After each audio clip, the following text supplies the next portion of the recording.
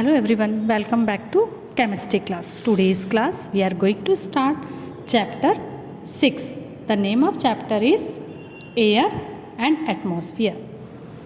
The main key points we will cover in this chapter are air, a mixture of gases, percentage composition of air, uses of the components of air, atmosphere and its importance. So dear children, as you know that you cannot see air, but it is present all around you. You can feel its presence when it moves. Moving air is called wind. So where is air present? Are an empty glass, an empty bottle or an empty box? So let us find out with help of this activity. To show that air is present around us, material required: an empty glass bottle, a tub of water. Look this figure. Take the empty glass bottle. Push the neck of the bottle first into the water in the tub. Does the water enter the bottle? Then tilt the bottle slightly. Now does the water enter the bottle? When the neck of the bottle is pushed into the water does not enter the bottle. This is because the bottle is not empty. It is filled with air. When the bottle is tilted, air bubbles comes out from it and create space for the water to enter it. So this activity shows that an empty bottle is not really empty. Air fill up all the spaces in the bottle. So air is present everywhere. With the help of this activity, we can show that air is present everywhere. Now let us see air, a mixture of gases. Air is a mixture of gases mainly consisting of nitrogen and oxygen. About 78% of air is nitrogen, 21% is oxygen and 1% is another gases. This 1% consists of carbon dioxide, water vapor and inert gases. Dust particles and impurities are also present in air. Look this figure. This figure shows composition of air. Here nitrogen 78%, oxygen 21% and other gases 1%. Orange color show the nitrogen. Highest part cover 78%, blue cover show the nitrogen percentage 21% and small portion, very little portion, yellow color show the other gases, that is 1%.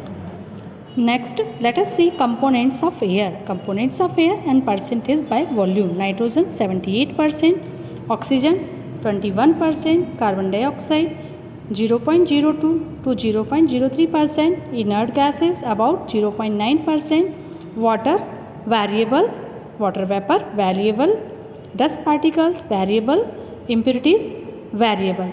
So with the help of these components of air, the composition of air is not the same everywhere. It is varies from place to place and with altitude. The air is on the mountain contain less oxygen than the air down on the plains. The composition also varies at different periods of time.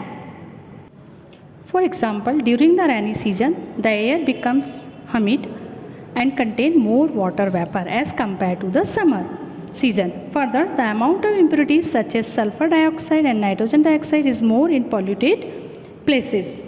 So we can say that the composition of air is not the same everywhere. It is varies from place to place and with altitude. Next, importance and uses of the components of air. Nitrogen help in protein synthesis. Nitrogen essential for plants. It helps in the formation of proteins which are essential for growth and development of plants. Controls combustion of substances. Nitrogen does not support combustion and hence control the rate of burning.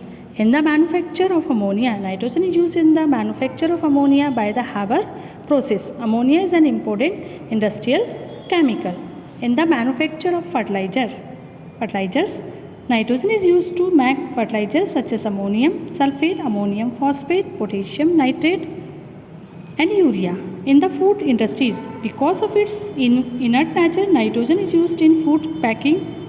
The containers used for storing food stuff with nitrogen to remove oxygen before they are sealed.